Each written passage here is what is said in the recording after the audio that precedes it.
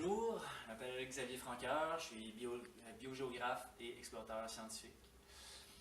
Après avoir passé plusieurs années d'étudier les changements climatiques, leurs causes, leurs effets sur la biodiversité, mais aussi sur les systèmes humains, j'ai décidé de passer de témoin à acteur pour créer un monde meilleur.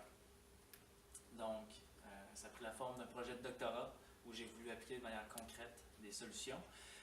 J'ai décidé de développer des outils pour développer où et comment on peut reverdir les villes pour restaurer la biodiversité, la qualité de vie, mais aussi diminuer notre vulnérabilité au changement climatique. Le projet de doctorat, développer ces outils-là, c'était que la première phase. La deuxième phase consiste à les peaufiner et l'appliquer dans le vrai monde, aller voir les usagers, pouvoir en faire une boîte à outils pour une vraie application.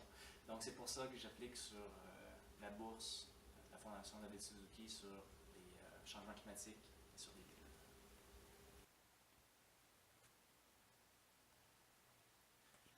La vision du projet, c'est appliquer la bonne force au bon endroit au bon moment pour maximiser l'effet de levier.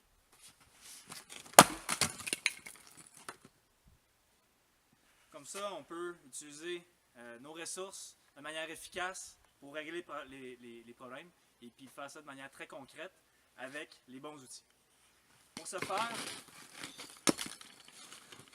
deux axes seront suivis.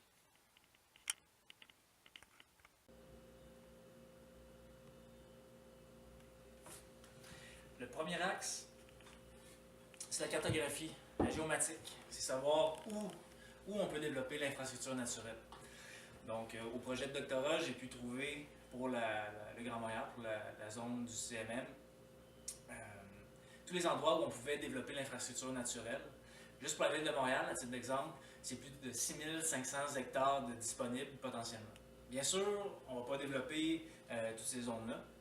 Pour les prioriser, et pour ça, il faut intégrer différents enjeux, contraintes, préférences à cette carte qui va guider les urbanistes ou les aménagistes du territoire. Donc, les enjeux, ça peut être la biodiversité, la connectivité, les îlots de chaleur, la gestion des surverses, des inondations, ainsi de suite. Ça peut être aussi les préférences des villes, des municipalités, des arrondissements. Quand on aura cette carte, le but c'est de faire un produit intégré qui va être utile et concrètement applicable pour les urbanistes ou les gestionnaires du territoire.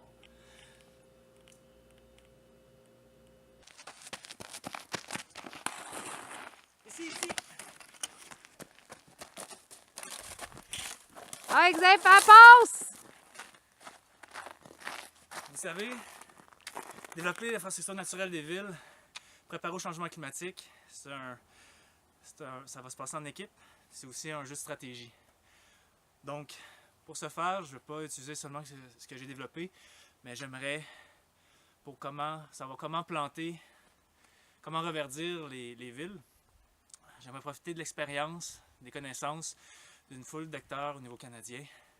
Donc, aller m'abreuver directement à la source et puis intégrer ça dans un document, un guide, pour pouvoir aider les urbanistes ou ceux qui gèrent le territoire, d'avoir pour chacune des situations une stratégie qui va être convenable.